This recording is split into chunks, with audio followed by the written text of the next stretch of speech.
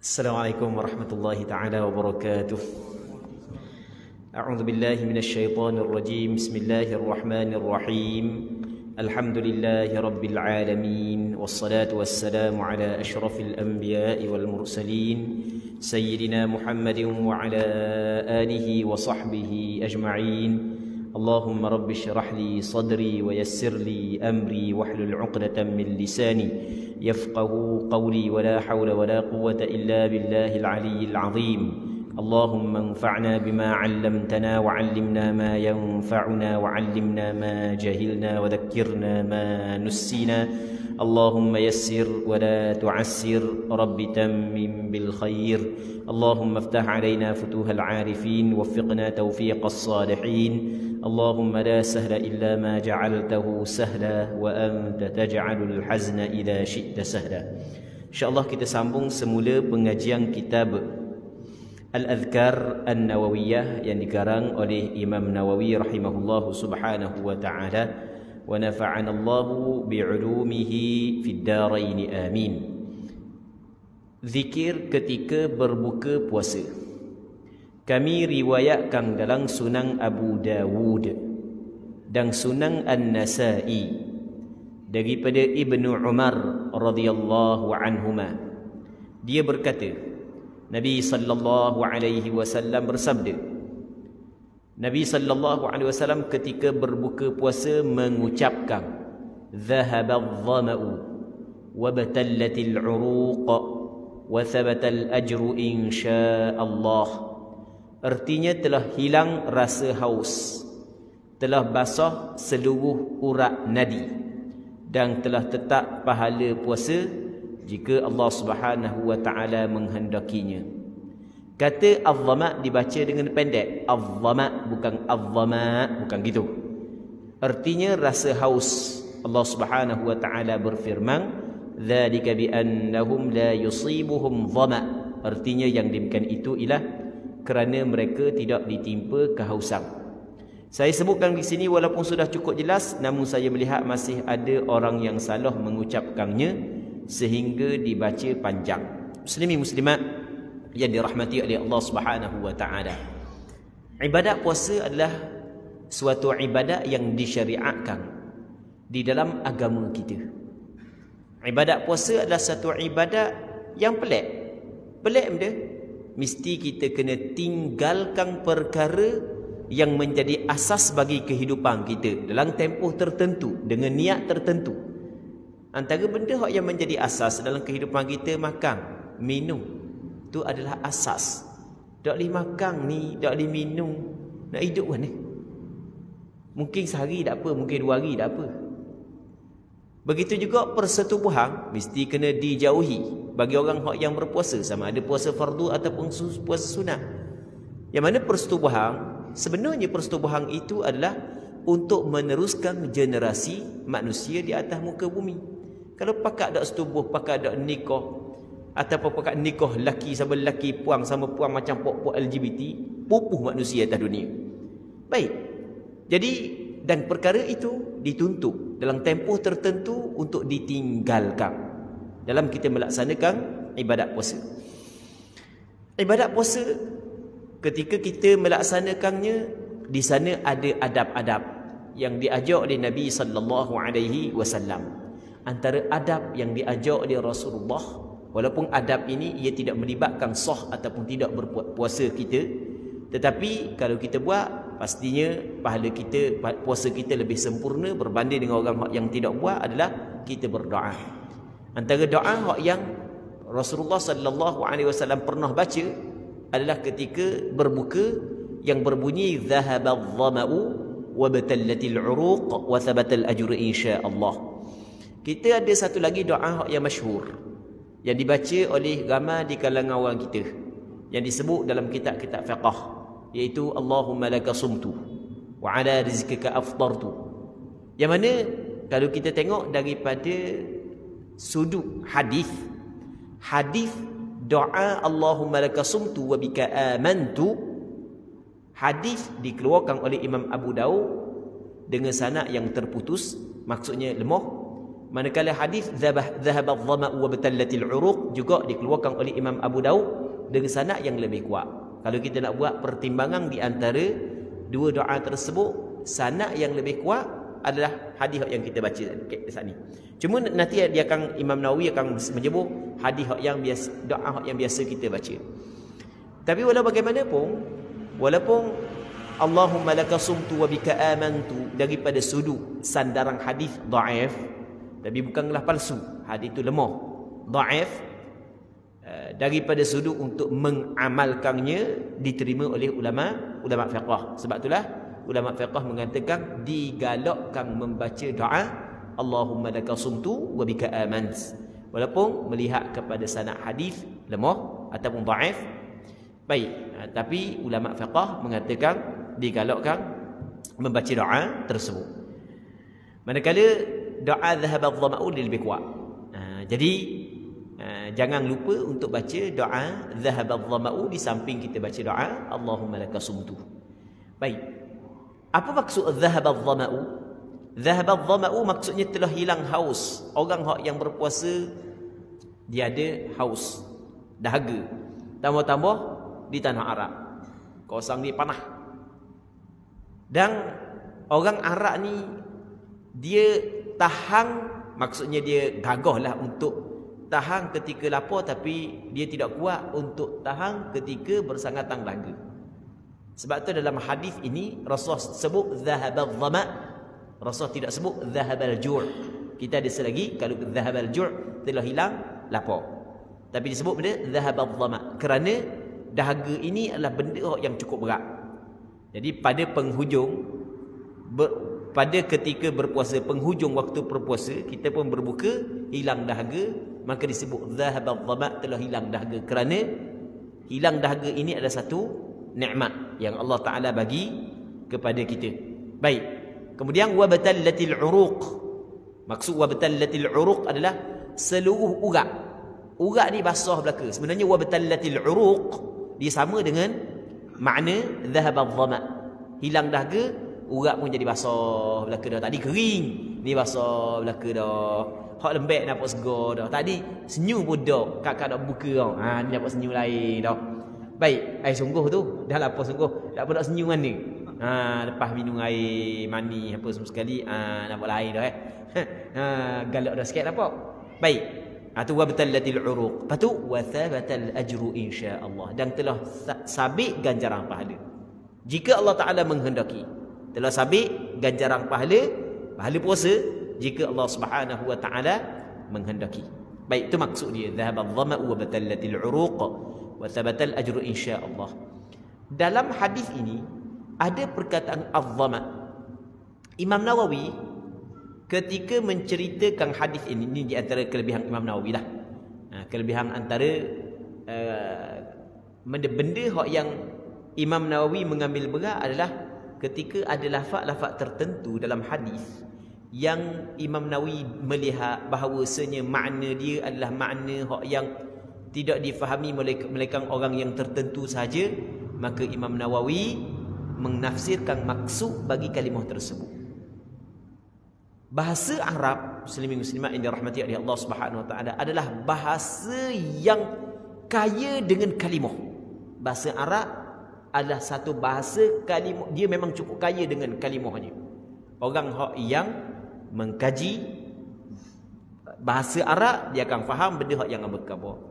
Sehingga pedang, kita kata pedang tidak kurang daripada 20 nama dalam bahasa Arab. Tidak kurang daripada 20 nama. Kambing, kalau baru beranak nama dia gini, kalau umur dia sebulan nama dia gini, umur dia gini nama dia gini, umur dia gini nama dia gini. Memang bahasa orang Arab ni ataupun bahasa Arab adalah bahasa yang cukup kaya dengan kalimah-kalimahnya. Baik, kemudian apabila berlalu tempoh tertentu, maka bahasa Arab rosak. Maksud dia rosak, ia campur dengan bahasa-bahasa yang lain, sehingga akhirnya orang Arab sendiri pun kadang-kadang kalimah-kalimah tertentu yang dalam bahasa dia tidak faham. So kata bahasa Arab lah, kita kata bahasa kita. Bahasa kita ada kalimah-kalimah orang kita guna dulu, orang tua-tua kita guna dulu. Budak-budak lah ni dah tahu kalau benda dah benda tahu. Ngetang dia budak. Tanya budak-budak lah ni tahu ngetang dia ngetang ah. Irit padi dia. Betul tak gitu? Tanya budak-budak tahu dia irit padi tahu ngetang tak tahu. Tanya budak-budak baru. Baik. Tapi padi itu sebagai contoh, ada beberapa kalimah yang diguna oleh orang Arab dulu tapi kemudian orang tak apa nak faham. Maka kalau begitu ada kalimah-kalimah tersebut dalam hadis, Imam Nawawi akan cuba menafsirkan maksud bagi kalimah tersebut. Satu. Yang keduanya, Imam Nawawi kadang-kadang dia melihat ada orang silap baca perkataan ni kalimah ni. Ada orang silap baca kalimah ni. Maka dia akan buat peringatan. Antaranya perkataan zahabadh-dhama'u. Imam Nawawi dengar ada orang baca zahabadh-dhama'u, panjang ma. Sebenarnya daripada sudut bahasa adh-dhama'u dengan adh-dhama'u sama makna dia daripada sudut bahasa. Tetapi daripada sudut riwayat hadis, zahabadh-dhama'u bukan zahabadh-dhama'u. Okey, boleh faham? Sebab itulah Imam Nawawi kata mana? Kena baca zahabadh-dhama'u. Patut Imam Nawawi pun buat mari firman Allah Subhanahu wa taala. Benda wadzalika bi annahum la yusibuhum dhama'un. Dalam Quran ada perkataan dhama'. Okey, itu maksud daripada apa yang ingin disampaikan oleh Imam Nawawi. Kemudian kami riwayatkan dalam Sunan Abu Daud daripada Muadz bin Zuhrah telah sampai kepadanya bahawa Nabi sallallahu alaihi wasallam apabila berbuka puasa mengucapkan Allahumma laka sumtu wa ala rizqika aftartu. Artinya, ya Allah, untukmu aku berpuasa dan atas rezekimu aku berbuka. Doa yang pertama tadi, zahabadh-dhama'u, dengan doa Allahumma laka sumtu wa ala rizqika aftartu, kena baca bila? Ketika kita berbuka puasa, kena baca sebelum berbuka ke ataupun selepas daripada berbuka. Tidak soalan kan? Baik. Orang yang tahu bahasa Arab, dia akan faham bahawasanya doa ini kena baca selepas daripada berbuka, bukan sebelum daripada berbuka. Kalau orang faham bahasa Arab. Baik. Ambil ulang. Kalau orang faham bahasa Arab, dia akan faham, oh, doa ni kena baca sebelum daripada berbuka, selepas daripada berbuka, bukan sebelum daripada berbuka. Sebab dia perkataan zahaba dalam bahasa Arab dia panggil fa'il madhi. Fa'il madhi ni adalah kalimah yang menunjuk di atas suatu perkara yang telah lepas. Zahaba maksud dia telah hilang. Itu makna zahaba. Dalam bahasa Arab dia zahaba telah hilang. Adh-dhama'u li dahaga. Dah bila telah hilang dahaga? Setelah daripada berbuka. Wabtallatil uruq, ibtallat juga fa'il madhi. Maksud dia telah basah. Basah dah. Bila basah berlaku urat-urat? Selepas daripada kita minum. Wa thabatal ajru, dan telah sabit oleh ganjaran pahala puasa. Itu tak ada masalah lah. Baik, yang kedua pula, Allahumma laka sumtu. Dia sumtu adalah fa'il madhi daripada sama. Sama apabila bertemu dengan tu jadi sumtu. Tak apalah, kita tak payah bincang lah kenapa daripada sama jadi sumtu. Cuma kita nak ceritanya sumtu adalah fa'il madhi. Allahumma laka sumtu, ya Allah, keranamu sumtu telah berpuasa oleh aku. Lepas tu wa ala rizkika aftartu. Aftara fa'il madhi. Dan atas rezekimu, ya Allah, aftartu, telah berbuka oleh aku. Tu aftara fa'il madhi. Jadi telah berbuka. Jadi orang tak buka lagi, dia tak kata aftartu. Boleh faham kan? Jadi doa ni kena baca bila? Setelah daripada berbuka. Sebab tu dalam kitab fiqh dikata lagu mana? Wa yusannu ay yaqula indal iftar ay aqibahu. Dalam kitab fiqh dikata disunatkan membaca ketika berbuka, yakni mengiringi berbuka. Maksudnya mengiringi berbuka setelah daripada berbuka. Baik. Satu. Namun dia ada lagi. Baik. Saat ni kita kata memang kalau kita tengok kepada zahir, tapi kalau kita nak mendalami lagi, doa ini juga boleh dibaca sebelum berbuka. Ulang balik. Saat ni kita kata doa ini kena baca selepas daripada berbuka kalau kita tengok kepada makna. Dan doa ini boleh juga dibaca sebelum daripada berbuka. Dah kata boleh dibaca sebelum daripada berbuka, kok mana pula zahaba tu kan, zahaba tu fa'il madhi kan? Dia di dalam kaedah bahasa Arab, dia ada satu kaedah, benda yang diyakini berlaku hukumnya seperti telah berlaku. Benda yang diyakini akan berlaku seperti telah berlaku. Menggunakan telah berlaku kepada perkara yang diyakini berlaku, ini digunakan dalam bahasa Arab. Digunakan dalam bahasa Arab. Jadi, benda dhahaba dhama'u memang makna telah hilang dahaga. Tapi diguna kepada akan hilang dahaga yang diyakini. Okey, boleh faham ke tak? Diguna akan hilang dahaga. Sama juga masalah aftartu. Aftartu maksud dia telah berbuka oleh aku, maksud dia oleh kerana yakin akan berbuka selepas daripada ni, maka dia sama dengan telah berlaku. Okey, dalam kaedah bahasa Arab ada begitu. Baik, jadi kesimpulan kita buat kesimpulan daripada perbincangan ini, doa Allahumma lakasumtu dhahaba dhama'u, hak paling comel kita baca setelah daripada berbuka. Tetapi kalau orang baca sebelum daripada berbuka pun tidak menjadi masalah. Hukumnya masih lagi boleh. Kalau ada orang kata salah, tak boleh, tak kena, tak betul baca sebelum daripada berbuka, hak yang kata tak betul tu sebenarnya tak betul. Hak kata tak betul tu sebenarnya tak betul. Sebab apa dia? Macam kita cerita dah tadi, kita ada kaedah benda ma tahaqqaqal wuqu' bi manzilatil waqi'. Perkara yang diyakini akan berlaku seperti benda tu telah berlaku. Baik, jadi perkataan wa ala rizqika aftartu, dan atas rezekimu telah berbuka oleh aku, maksud dia aku akan berbuka, yang mana perbuatan tersebut ada hal yang diyakini akan berlaku. Buka aja doa dah, kenyang dah, pakai rebut makan nang aja. Baik. Cuma kita cerita hak yang paling afdal baca selepas daripada berbuka. Jadi kita ambil air, buat tamak, suti, minum air, baca. Minum air setengah, baca. Baik. Cuma kalau orang nak baca sebelum daripada berbuka tidak menjadi masalah. Masih lagi dibolehkan dengan kita menafsirkan makna dia sebagaimana penafsiran hak yang kita buat tadi. Baik. Kemudian katanya lagi demikianlah diriwayatkan secara mursal. Secara mursal ni secara terputus sanad.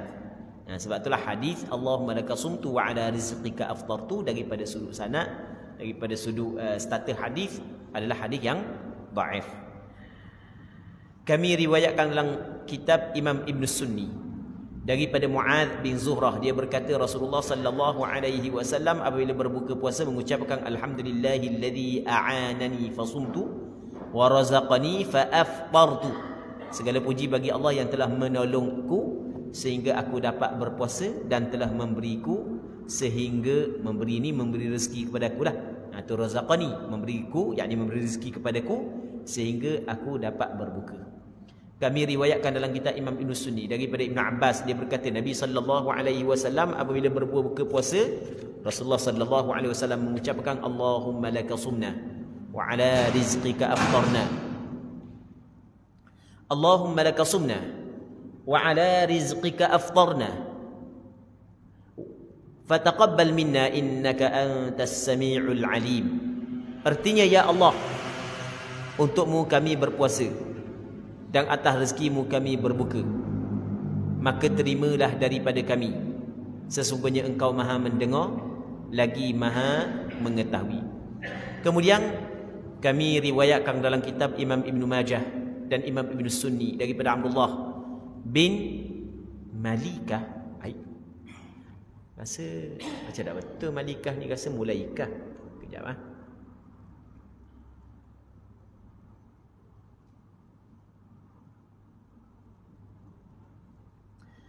Abdullah bin Abi Mulaikah, katanya Malikah. Daripada Abdullah bin Abi Mulaikah, daripada Abdullah bin Amr bin Al-As radhiyallahu anhuma, dia berkata, aku pernah mendengar Rasulullah sallallahu alaihi wasallam bersabda, Inna lis-shaimi 'inda fitrihi lada'watan ma turad. Inna lis-shaimi 'inda fitrihi lada'watan ma turad. Sesungguhnya bagi orang yang berpuasa ketika berbuka memiliki doa yang tidak ditolak, diterima. Allahu akbar. Kita banyak benda yang kita nak. Hak dunia, hak akhirat. Orang hak yang muda dia banyak nak hak dunia daripada akhirat. Orang hak yang rasa dah lama dah nak mati ni banyak nak benda hak akhirat daripada dunia. Maka cari tempat-tempat hak yang mustajab doa. Antara tempat mustajab doa adalah ketika kita berbuka puasa, sama ada puasa fardu ataupun puasa sunat. Sebab Rasul tidak mengikatkan puasa sama ada fardu ataupun sunat. Rasul kata inna lis-shaim, sesungguhnya bagi orang yang berpuasa. Perkataan as-shaim ia merangkumi seluruh puasa, sama ada puasa fardu ataupun puasa sunat. Ada doa yang tidak ditolak sama sekali. Baik, satu. Yang keduanya, ketika kita berada dalam satu ujian yang besar yang dihadapi oleh umat Islam. Kita pada hakikatnya hak yang berlaku di Palestin bukan permasalahan Palestin sebenarnya, adalah permasalahan umat Islam. Umat Islam hak yang tidak mengambil cakna tentang perkara yang berlaku di Palestin sebenarnya bermasalah. Sebenarnya adalah permasalahan umat Islam. Baik, jadi mereka, Allahu akbar, Allah Taala uji dengan ujian yang cukup berat. Antara benda yang mampu kita bantu adalah berdoa kepada Allah di samping kita menghulurkan sumbangan sekadar kemampuan kita. Maka carilah waktu-waktu yang mustajab doa untuk kita sentiasa berdoa kepada saudara-saudara kita di bumi Palestin. Kemudian Ibnu Abi Mulaikah mengatakan, aku mendengar Abdullah bin Amr pada waktu berbuka puasa mengucapkan, Allahumma inni as'aluka bi rahmatika allati wasi'at kulla shay'in an taghfir li. Artinya, ya Allah, sesungguhnya aku memohon kepadamu dengan rahmat-Mu yang mencukupi segala sesuatu agar Engkau mengampuniku. Kemudian doa ketika berbuka puasa di tempat orang lain. Jadi kalau kita berbuka puasa di rumah orang ke, orang jepuk kita ke, ada doa hak yang patut kita baca, hak yang pernah dibaca oleh Nabi sallallahu alaihi wasallam. Kami riwayatkan di dalam Sunan Abi Daud dan selainnya dengan sanad yang sahih daripada Anas bin Malik radhiyallahu anhu bahawa Nabi sallallahu alaihi wasallam bertamu di rumah Sa'ad bin Ubadah. Ada riwayat yang kedua, Rasul bertamu di rumah Sa'ad bin Mu'adh. Ada dua riwayat dan dua peristiwa yang berbeza. Ni Rasul bertamu di rumah Sa'ad bin Ubadah. Sa'ad bin Ubadah adalah seorang sahabat Rasulullah daripada kalangan puak Ansar. Puak Ansar dia terdiri daripada dua puak. Yang pertamanya puak Aus, yang keduanya puak Khazraj. Sa'ad bin Ubadah adalah ketua kepada puak Khazraj. Dan dia, ayah dia Ubadah, anak dia Qais bin Sa'ad bin Ubadah adalah mereka yang masyhur dengan sifat pemurah. Mereka yang masyhur dengan sifat pemurah. Sehingga kan ada riwayat menyebut bahawasanya mereka adalah orang yang paling pemurah di kalangan orang Arab di Madinah pada ketika itu. Selain daripada Rasulullah lah. Rasulullah ini lawan dah. Baik, di kalangan para sahabat, pemurah sungguh. Seorang yang cukup pemurah. Jadi Nabi SAW mari rumah dia. Kemudian apabila Nabi SAW bertamu ke rumah Sa'ad bin Ubadah, dia menghidangkan roti dan minyak. Roti dengan minyak. Itu makanan dululah. Dan ni kalau roti dengan minyak zaitun tu memang makanan komang lah. Dan ni komang tambah-tambah tempat kita kan. Tapi komang di tempat kita. Tapi kalau penduduk Gaza sekarang dah ni, tak komang penduduk Gaza. Penduduk Gaza, Allahu Akbar, boleh makan roti cicah dengan minyak tu, satu nikmat besar dah. Okey, tengok. Ni sebagai contoh, hamba nak baca. Nanti hamba cari kejap. Satu kenyataan. Nak rakyat tak ada makanan di Gaza ni. Pula dah ni buka pula Biarlah hamba kawan dia nak buka pula Facebook. Nak buka, nak baca hak yang dia pernah tulis. Sekejap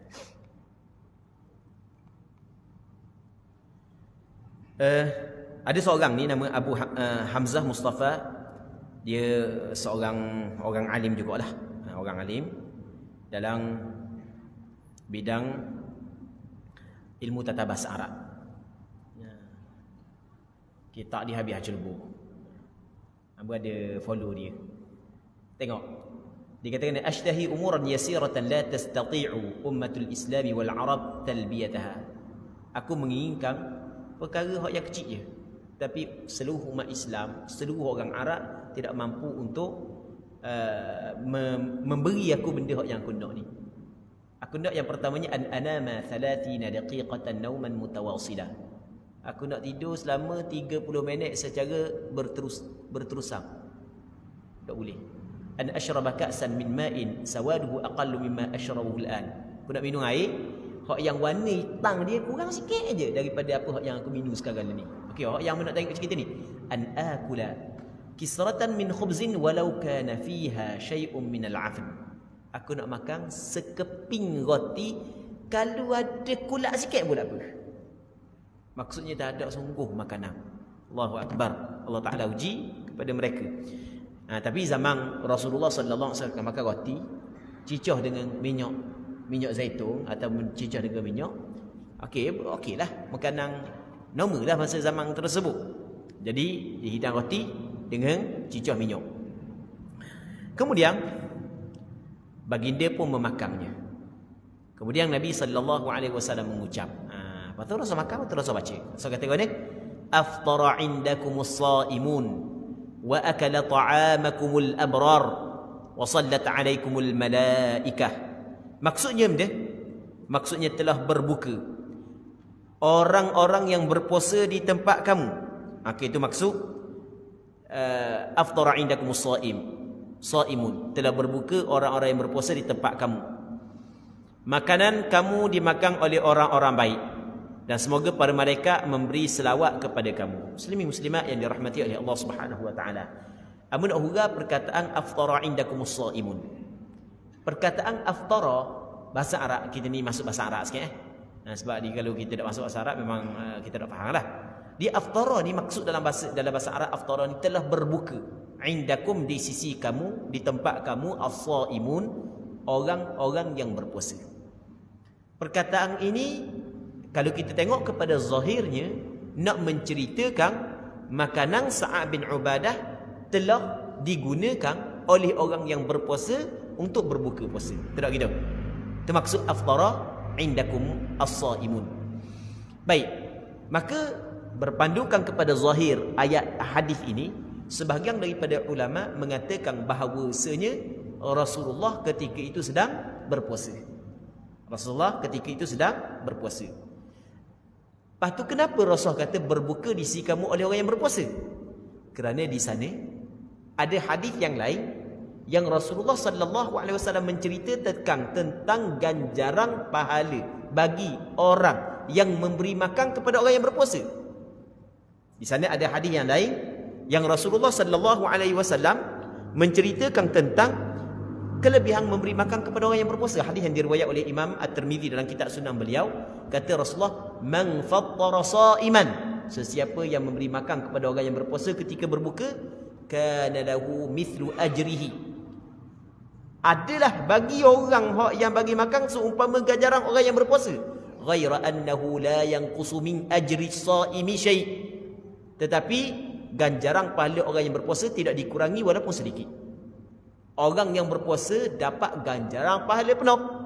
Orang yang memberi makan kepada orang yang berpuasa juga mendapat ganjaran seperti ganjaran orang yang berpuasa.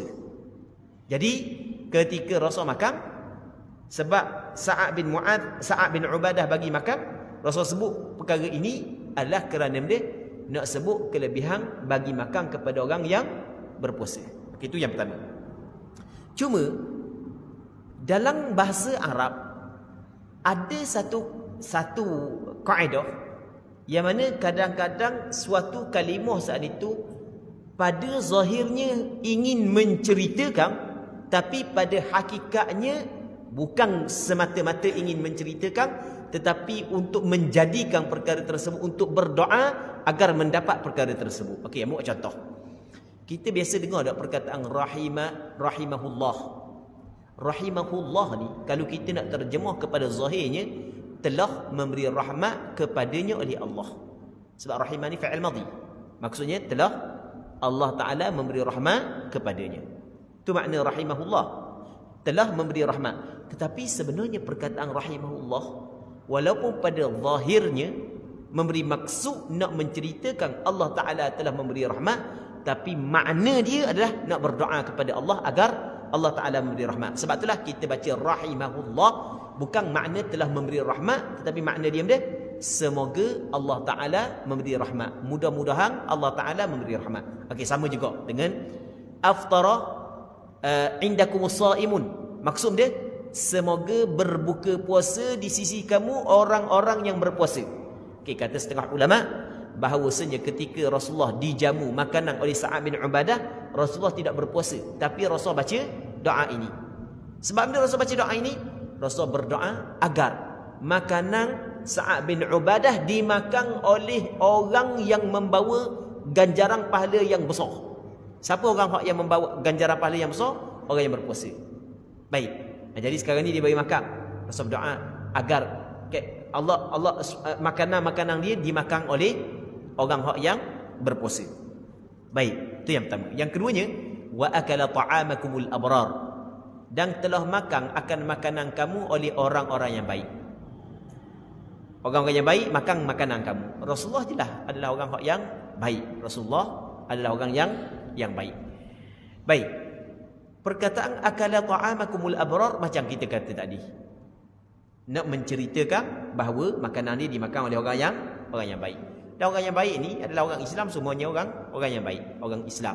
Cuma orang yang paling baik adalah orang yang bertakwa. Walakinnal birra manittaqa. Allah Taala sebut dalam Quran kan? Walakinnal birra manittaqa. Tapi kebaikan itu adalah mereka yang bertakwa kepada Allah Subhanahu wa taala. Yang kedua, maksud akala ta'amakumul abrar adalah doa. Semoga makanan kamu ini dimakan oleh orang-orang yang baik. Kita makanan, apabila kita bagi makan kepada benda yang bernyawa, walaupun bukan manusia, ada ganjaran pahala. Makanan kita, kalau kita bagi makan kepada benda yang bernyawa, walaupun binatang, ada pahala. Kita bagi makan kepada kucing, ada pahala. Makan burung, ada pahala. Kita bagi makan kepada binatang yang kita pelihara, ada pahala. Dalam satu hadis yang dikeluarkan oleh Imam Bukhari dan Muslim dalam kitab Sahih beliau, ada dua riwayat ataupun dua hadis yang cerita berbeza. Yang pertama, seorang lelaki. Seorang lelaki, orang dulu, Rasul sebut, orang dulu, dia jalan-jalan tengah padang pasir, dia rasa dahaga, dia pun tengok ada telaga, dia pun turun dalam telaga.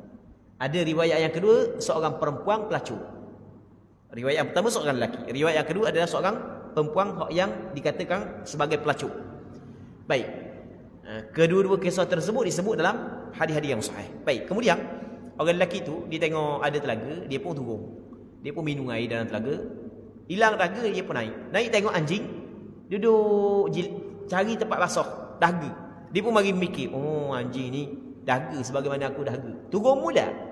Ambil dengan kasut dia, wa naik air, wa minum anjing. Maka Allah Taala fasyakarallahu lah. Allah Subhanahu wa taala berterima kasih kepada lelaki ini, maka faghafaralah. Allah Taala mengampun dosa dia. Ada riwayat menyebut Allah Taala memasukkan dia ke dalam syurga Allah Subhanahu wa taala. Maka sahabat tanya, ya Rasulullah, wa inna lana fil bahaimi la ajra? Kita bagi makan, bagi minum kepada binatang ada ganjaran pahala juga ke? Kata Rasul, fi kulli kabidin ratbatin ajr. Pada setiap kita bagi makan kepada benda yang bernyawa ada ganjaran pahala. Binatang bagi makan, minum kepada binatang ada ganjaran pahala. Apatah lagi kalau bagi makan kepada manusia. Dan lebih besar lagi kalau kita bagi makan kepada orang-orang yang baik. Lebih besar lagi ganjaran pahala kita bagi makan kepada orang-orang yang baik. Kerana benda? Kerana apabila kita bagi makan kepada orang-orang yang baik dapat tenaga daripada makanan tersebut. Bukan kata makanan tu dengan kuasa dia membekalkan tenaga. Orang tu belajar dalam Usuluddin kan.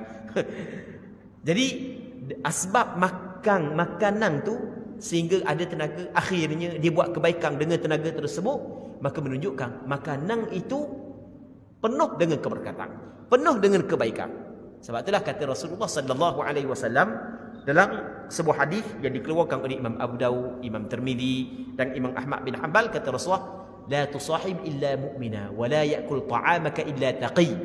Mung jangan berteman dan berteman rapat mereka dengan orang yang beriman. Mung kalau nak jadikan teman rapat, mung kena berteman dengan orang yang beriman. Kalau mung berteman dengan orang kafir, jadi teman rapat dengan orang kafir kok hanyut. Hanyut. Oh, hanyut. Tengok depan bukan mata ah. Hanyut. Hanyut. Kalau berteman dengan orang kafir. Baik. Wala yakul ta'amaka illa taqi, dan jangan makan makananmu mereka orang yang bertakwa, kata Nabi sallallahu alaihi wasallam. Kemudian wasallat alaikumul malaikah, dan semoga para malaikat berdoa rahmat daripada Allah untuk kamu. Berdoa maghfirah, keampunan daripada Allah untuk kamu. Baik. Kami riwayatkan dalam kitab Imam Ibn Sunni daripada Anas bin Malik radhiyallahu anhu, dia berkata, Nabi sallallahu alaihi wasallam apabila berbuka puasa di suatu kaum, baginda mengucapkan aftara indakumus shaimun wa akala ta'amakumul abrar wa sallat alaikumul malaikah. Artinya telah berbuka orang yang berpuasa di tempat kamu, makanan kamu dimakan oleh orang-orang baik, dan semoga para malaikat memberi selawat kepada kamu. Semoga malaikat berselawat ni, berdoa agar Allah Ta'ala memberi rahmat serta pengampunan kepada kamu. Doa pada malam Lailatul Qadar. Doa pada malam Lailatul Qadar. Kita dah lama dah sebenarnya kita nak masuk puasa pada bulan Ramadan. Dah lama dah. Kita ni jadi akhir dah kan. Rejab, Syaban, masuk Ramadan. Baik. Dan kita berdoa agar Allah Subhanahu Wa Ta'ala memberi kesempatan lagi lah kepada kita untuk kita sampai pada bulan Ramadan, agar kita dapat mengumpul lagi pahala-pahala bekalan-bekalan yang kita akan guna selepas daripada kita meninggal dunia nanti. Baik, doa pada malam Lailatul Qadar kami riwayatkan dengan sanad-sanad yang sahih dalam kitab At-Tirmizi, An-Nasa'i, Ibnu Majah dan selainnya daripada Aisyah radhiyallahu anha. Dia berkata, aku bertanya, wahai Rasulullah, apabila aku menemui Lailatul Qadar, apa yang aku ucapkan? Baginda bersabda, quli Allahumma innaka afuwun tuhibbul afwa fa'fu anni. Ucapkanlah, Allahumma innaka afuwun tuhibbul afwa fa'fu anni. Ya Allah, sesungguhnya engkau maha pemaaf, maka maafkanlah aku. Imam Tirmizi mengatakan hadis ini hasan lagi sahih. Ada seorang sahabiat Rasulullah sallallahu alaihi wasallam, juga isteri Rasulullah, Aisyah radhiyallahu taala anha, beliau pernah bertanya kepada Rasulullah sallallahu alaihi wasallam, andai kata dia menemui Lailatul Qadar. Baik, andai kata dia menemui Lailatul Qadar. Maka perkataan andai kata dia menemui Lailatul Qadar, kita dapat faham bahawasanya malam Lailatul Qadar ada alamatnya. Andai kata saya menemui malam Lailatul Qadar, macam mana kita dapat membezakan ni malam Lailatul Qadar, ni bukan malam Lailatul Qadar? Jawapannya adalah dengan alamat. Baik. Malam Lailatul Qadar ada alamatnya, ada tandanya. Bagaimanakah tanda dia? Tanda dia berbeza daripada seorang kepada seorang yang lain. Orang ni Allah Ta'ala bagi tanda lagu ni, orang ni Allah Ta'ala bagi tanda lagu ni, orang ni Allah Ta'ala bagi tanda lagu ni. Baik. Kemudian tentang berlipat kali ganda ganjaran bagi orang yang melakukan ibadat pada malam Lailatul Qadar, adakah secara umum ataupun dikhususkan kepada orang yang mengetahui malam tersebut, malam Lailatul Qadar? Di sini ada perbincangan di kalangan ulama. Sebahagian daripada ulama berpandangan, setelah daripada mereka membuat kajian terhadap dalil-dalil syarak, bahawasanya berlipat kali ganda kelebihan bagi orang yang beribadat pada malam Lailatul Qadar hanya diperolehi bagi mereka yang mengetahui dengan alamat-alamatnya bahawa malam itu adalah malam Lailatul Qadar. Itu pandangan yang pertama. Pandangan yang kedua mengatakan bahawasanya bukan dikhususkan kepada orang yang mengetahui ataupun tidak. Bahkan apabila berkebetulan ibadat itu dilakukan pada malam Lailatul Qadar, maka berlipat kali ganda pahala dapat kepada orang tersebut. Hakikatnya wallahu a'lam, sebab ulama ketika mengeluarkan pandangan mereka mengkaji daripada dalil syarak. Nampak kepada dalil syarak boleh difahami kepada maksud yang pertama, boleh difahami kepada maksud yang kedua. Hakikat bagaimana? Serah kepada Allah. Kita sebagai hamba, kita menjalankan tugas kita sebagai hamba, sama ada kita sedar ataupun tidak malam itu malam Lailatul Qadar, tetap kita beramal, kita sebagai hamba. Kadang-kadang ada dah tanda tapi kita tak sedar. Kadang-kadang bukan tak ada tanda, kadang-kadang ada dah tanda. Mungkin ketenangan dirasa lain. Ngatuk pelik malam ni. Contoh, sebab tenang kan? Itu sebagai contoh. Baik, muslimin muslimat yang dirahmati oleh Allah Subhanahu wa taala. Apa hak yang Aisyah tanya Rasulullah, kalau hamba sedar malam tu malam Lailatul Qadar, hamba nak baca benda. Nak baca benda yang perlu hamba buat. Ni penting juga. Kadang-kadang orang kita ni nak tengok malam Lailatul Qadar, orang tua kata pokok sujud sekali. Dia pun pergi buka tengok pokok, tengok air lah macam-macam. Benda tu sebenarnya muslimin muslimat yang dirahmati oleh Allah Subhanahu wa taala tidak disebut pun secara jelas dalam hadis. Benda perkara tersebut yang disebut secara jelas dalam hadis adalah matahari naik pada waktu pagi. Pakai adalah beberapa alamat. Cuma alamat macam yang kita cerita tadi, Allah Taala bagi berbeza daripada seorang kepada seorang yang lain. Ada alamat Allah Taala bagi benda ketenangan kepada dia, tenang, pelik je. Tak samalah. Baik, apabila dia mengetahui malam itu malam Lailatul Qadar, doa yang Rasul suruh baca doa ni. Ya Allah, sesungguhnya Engkau Tuhan yang Maha Pemaaf. Maaflah untukku ya Allah. Kita ni sebenarnya banyak kesalahan, banyak dosa. Jangan mengaku kita ni suci dah. Tak ada seorang pun yang suci daripada dosa. Orang yang mengaku bahawa diri dia suci, sebenarnya dia adalah pendosa yang paling teruk sebenarnya. Kerana dia telah berdosa dan dia tidak sedar dia orang yang berdosa. Dan pendosa yang paling teruk adalah pendosa lagu tu lah. Dia berdosa tapi dia tidak sedar dia berdosa. Kita berdosa, kita sedar kita berdosa, sebenarnya itu adalah satu anugerah yang Allah Ta'ala bagi kepada kita. Maka apabila kita tahu kita sebagai pendosa, sentiasa kita minta maaf daripada Allah, sentiasa kita minta ampun daripada Allah. Ketika ada peluang pada malam yang paling mulia, malam Lailatul Qadar, kita sedar, terus kita minta ampun kepada Allah agar Allah Ta'ala memaafkan segala kesilapan kita. Imam Tirmizi mengatakan hadis ini hasan lagi sahih. Para sejawat kami, kerap kali dalam kitab kita ni dia terjemah para sejawat kami. Dia sebenarnya perkataan para sejawat kami maksudnya adalah ulama mazhab Imam Syafi'i. Para sejawat kami yakni ulama mazhab Imam Syafi'i mengatakan disunatkan untuk memperbanyakkan mengucapkan doa ini.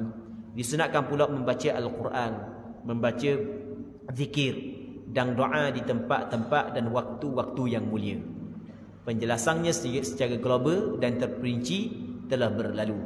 Imam Syafi'i rahimahullah mengatakan dianjurkan pula usahanya pada siang hari sama dengan usahanya di malam hari. Imam Syafi'i kata lagu mana?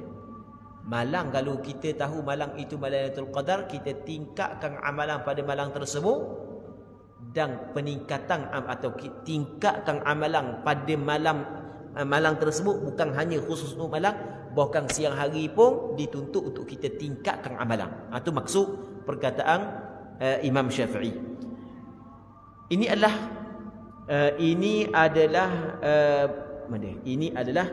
pengasas Imam Syafi'i. Penegasan. Tidak pernah nampak dah. Ini adalah penegasan Imam Syafi'i. Ini apa yang disebut oleh Imam Syafi'i lah. Disunatkan pula mendoakan kepentingan kaum muslimin, kebaikan kaum muslimin. Kerana itu merupakan kebiasaan orang yang soleh dan hamba-hamba Allah. Semoga Allah Ta'ala memberi taufik. Kita orang Islam, kita kena doa kebaikan. Sehingga kan kalau kita tengok pelaku maksiat sekalipun, kita kena doa kebaikan untuk dia. Orang-orang yang soleh, orang-orang yang rapat dengan Allah, dia tidak doa kecelakaan terhadap orang Islam. Dia doa kebaikan terhadap orang Islam. Melainkan kalau orang Islam tu buat zalim kepada dia, maka dibenarkan untuk dia berdoa kemudaratan kepada orang yang buat zalim, sekadar kejahatan yang dia buat kepada kita. Zikir-zikir ketika i'tikaf disunatkan untuk membaca Al-Quran dan zikir-zikir lain ketika kita sedang beriktikaf. Baik, kemudian bab baru, zikir-zikir dalam ibadah haji. Muslimin muslimat yang dirahmati oleh Allah Subhanahu wa taala. Antara ibadat yang disyariatkan di dalam agama Islam adalah ibadat haji. Perkataan haji itu maksud dia qasak. Qasak ni tuju. Haji ni kita tuju ke Baitullah untuk mengerjakan ibadat-ibadat yang disyariatkan. Haji mesti kena buat Mekah, tak lewat tempat lain. Dia buat besuk ke buat mana ke? Tak boleh tu mengaruk tu sesak lagi menyesatkan. Baik. Kan dulu ada kan buat haji di besuk dah macam-macam. Allahu akbar. Baik, jadi haji ni kena buat di Mekah dulu. Dan ibadat yang perlu kepada perbelanjaan yang banyak adalah ibadat haji. Ibadat haji banyak perbelanjaan. Kalau kira masuk tabung haji pun ni berapa belas ribu tu pun dapat benda dipanggil subsidi daripada kerajaan dah. Kalau dah dapat subsidi kat 30, masuk pergi swasta 60, 70 pergi swasta. Murah sikit 50 lebih. Tu pun hok pergi 70 pun berapa ratus orang baru ni sekat di airport tu nangis dah nak pergi haji. Baik, Allahu akbar. Jadi ibadat haji di antara ibadat yang perlu kepada perbelanjaan yang besar. Tapi ibadat haji adalah termasuk dalam rukun Islam bagi orang yang mampu. Orang yang mampu mesti dia kena mengerjakan ibadat haji. Perlu diketahui bahawa zikir-zikir dan doa-doa dalam ibadat haji sangatlah banyak. Allahu akbar, sangatlah banyak. Kalau banyak pun berat dah dengar. Ni sangatlah banyak. Tambah lagi. Tetapi di sini kata Imam Nawawi rahimahullah, kami hanya akan mengetengahkan beberapa yang penting. Kami hanya menyebut hak penting-penting je. Zikir-zikir ini ada dua jenis. Zikir ketika hendak melaksanakan ibadat haji dan zikir dalam ibadat haji itu sendiri. Zikir-zikir ketika hendak melaksanakan ibadat haji akan kami akhiri untuk kami kemukakan ketika membahas tentang zikir dan doa dalam bepergian, dalam bermusafir, insya-Allah. Sedangkan zikir-zikir dalam ibadat haji itu sendiri akan kami kemukakan secara berurutan, secara tersusun molek dah. Mula sini, lepas tu kedua sini, sesuai dengan amalan ibadat haji. Kebanyakan hadis dan dalilnya sengaja tidak kami sebutkan kerana bimbang kitab ini menjadi terlalu tebal dan bosan untuk dibaca. Kerana perbahasan mengenai ibadat haji sangat panjang, kami akan cuba meringkaskannya insya-Allah. Pertama sekali, ketika berihram, seseorang yang melaksanakan ibadat haji harus mandi, sunat mandi. Ketika berihram, maksud dia berihram, ketika kita ingin berniat untuk mengerjakan ibadat haji, sunat kita mandi. Biasanya ahli jemaah daripada Malaysia ni kita buat haji tamattu'. Jadi haji kaedah. Cara untuk buat haji dia ada 3. Yang pertamanya nama dia adalah haji ifrad. Yang keduanya haji qiran. Yang ketiganya haji tamattu'. Haji ifrad kan, haji ifrad kita buat contoh mudah.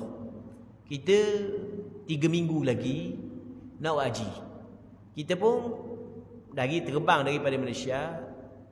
Kita nak masuk Mekah dulu ke nak pergi ke Madinah? Okey, kita contoh pergi Madinah dulu lah. Contoh aje kita pergi Madinah dulu. Sampai Madinah. Sampai Madinah kita duduk 4-5 hari. Lepas tu kita pun daripada Madinah pergi Mekah. Lebih kurang dalam 3 minggu lagi Nak sampai 9 Zulhijjah Kita pun sampai di Bir Ali, sampai di miqat, kita niat. Saja aku mengerjakan haji, contoh niat. Dan aku berihram dengannya kerana Allah Ta'ala. Baik, lepas tu kita bertalbiyah, sunat kita bertalbiyah labbaik Allahumma labbaik. Jadi kita telah masuk dalam mengerjakan haji. Jadi kita kena jaga patah larang tu. 3 minggu ke, 4 minggu ke, sebulan ke, 5 minggu ke. Kita kena jaga patah larang sehingga selesai mengerjakan haji. Siapa di Mekah? Tawaf khudum. Lepas tu nak sa'i lalu pun tak apa, tak mau sa'i lalu pun tak mau sa'i lagi pun tak apa. Duduk dalam pakaian ihram. Duduk gitu tukar tu lah. Kalau kotor tukar lain. Duduk gitu lah. Duduk dalam ibadat tau. Oh tapi payah nak buat tau. Oh tak payah. Mereka orang yang betul-betul kuat iman lah. Buat. Baik. Apa nak banyak kali dah pergi haji. Biarlah nak rasa macam dah lama dah nak mati. Sebelum mati buat kali haji ifrad. Sebulan duduk dalam patah larang. Ini sebagai contoh je. Baik, itu dipanggil haji ifrad. Sampai masa sampai 9 Zulhijjah pergi pada Arafah wukuf, kemudian bermalam di Muzdalifah, kemudian pergi di Mina melontar, kemudian tawaf, kemudian bercukur, kemudian melontar pada 11, 12, 13 daripada bulan Zulhijjah, bermalam di Mina. Okey, selesai. Okey, itu cara ringkas lah. Itu dipanggil haji dia haji ifrad. Yang keduanya haji qiran. Qiran ni dia sama dengan ifrad, cuma perbuatan sama. Cuma bezanya niat. Qiran ni dia masukkan umrah dalam haji. Dia niat mana? Saja aku mengerjakan haji dan umrah, serta aku berihram dengan keduanya kerana Allah Ta'ala. Dia masuk dalam kedua-dua. Hak ni haji se. Hak ni benda haji serta dengan umrah. Perbuatan sama. Perbuatan sama je. Sampai Mekah, tawaf qudum dulu. Lepas tu sa'i. Lepas tu nanti tunggu. Okay, sama je. Perbezaan qiran dengan ifrad adalah pada niat sahaja. Cuma haji qiran dia dapat haji dan umrah. Haji ifrad dapat haji saja. Baik. Kemudian hak yang ketiga haji tamattu'. Haji tamattu' biasa hak yang kita buat. Orang Malaysia dia pergi buat umrah dulu. Sekarang ni dia pergi musim haji. Bila musim haji dia kena buat haji dah. Boleh dah buat haji. Tapi dia niat umrah dulu. Dia berihram dengan umrah. Sampai Mekah dia pun tawaf. Lepas tawaf dia sa'i, lepas sa'i dia cukur ataupun gunting, selesai umrah dia. Halal lah. Kayak pergi berihram pula apabila sampai 9 Zulhijjah, hari ke-8, siap-siap dah turun daripada hotel, turun daripada tempat kediaman untuk menuju ke Arafah. Okey, niat. Itu dipanggil haji dia haji tamattu'. Sebab benda nama haji tamattu'? Kerana dia telah mengambil keseronokan patang larang, dia tak ada dah di antara dua ihram sedangkan dia berada dalam bulan haji. Baik, haji qiran dengan haji tamattu' wajib kena bayar dam. Berbeza dengan haji ifrad. Itu tidak wajib bayar dam. Baik. Jadi sebelum daripada kita berihram, sunat kita mandi. Mandi sunat ihram sebelum daripada kita berihram. Kemudian katanya lagi berwudu dan memakai kain ihramnya. Kami jelaskan tentang apa yang diucapkan oleh orang yang berwudu dan mandi serta apa yang diucapkannya ketika memakai pakaian. Jadi bagaimana nak baca ketika berwudu, ketika mandi, lepas dah. Kemudian disambungkan dengan solat 2 rakaat. Solat 2 rakaat ini nama dia solat sunat ihram. Telah pula dijelaskan tentang zikir-zikir dalam solat. Setelah membaca Fatihah pada rakaat pertama disunatkan membaca qul ya ayyuhal kafirun, dan pada rakaat kedua membaca qul huwallahu ahad. Setelah selesai solat dianjurkan untuk berdoa apa saja doalah benda pun. Hak yang kita nak berdoa. Telah berlalu juga penjelasan tentang zikir-zikir dan doa setelah solat. Setelah itu berniat ihram dalam hati. Ia tepat niat dalam hati. Dan dianjurkan mengucapkannya secara lisan. Comel kita sebut juga dengan mulut, iaitu dengan mengucapkan nawaitul hajja wa ahramtu bihi lillahi azza wa jal labbaik Allahumma labbaik. Aku berniat haji dan berihram hanya untuk Allah Subhanahu wa taala. Aku menyambut panggilanmu ya Allah dan aku menyambut panggilanmu. Itu makna labbaik Allahumma labbaik. Dalam hal ini yang wajib adalah niat dalam hati, sementara niat dengan ucapan dihukumkan sunat. Ni mulut ni kita kata nawaitul hajjah ke nawaitul umrata ke, hukum dia adalah sunat. Macam kita kata usalli itulah dalam solat tau. Apabila hanya berniat dalam hati maka sah hajinya. Namun apabila hanya berniat dengan ucapan maka hajinya tidak sah. Mulut nawaitul hajjah, tangan duk main dalam hati tak tahu benda. Tak tahu benda. Kalau dalam hati tahu benda, itu lainlah. Mulut je nawaitul hajjah. Tangan duk layang ke Facebook, duk WhatsApp, belam-belam duk senyum. Benda hak yang kata pun tak tahu. Mulut je sebut, maka tidak memadai kerana tempatnya adalah hati. Imam Abul Fath Sulaiman bin Ayyub Ar-Razi mengatakan baik juga jika mengucapkan setelah zikir tersebut Allahumma laka ahrama nafsi, laka ahrama nafsi wa sya'ri, ahramaka uhrimu. Baik, nanti kita sambung semula insya-Allah. Pada malam ni kita berhenti sini dulu. Kita mengharapkan apa yang kita bincang ada manfaatnya dan ada keberkatannya. Allah Subhanahu wa taala a'la wa adam. Allahumma haqqiqna bi ittiba'i nabiyyika Muhammadin sallallahu alaihi wasallam zahiran wa batina. Allahumma inna nas'aluka al-ikhlasa fil qawli wal 'amal wa sallallahu ala sayyidina Muhammad wa ala alihi wa sahbihi ajma'in walhamdulillahi rabbil alamin.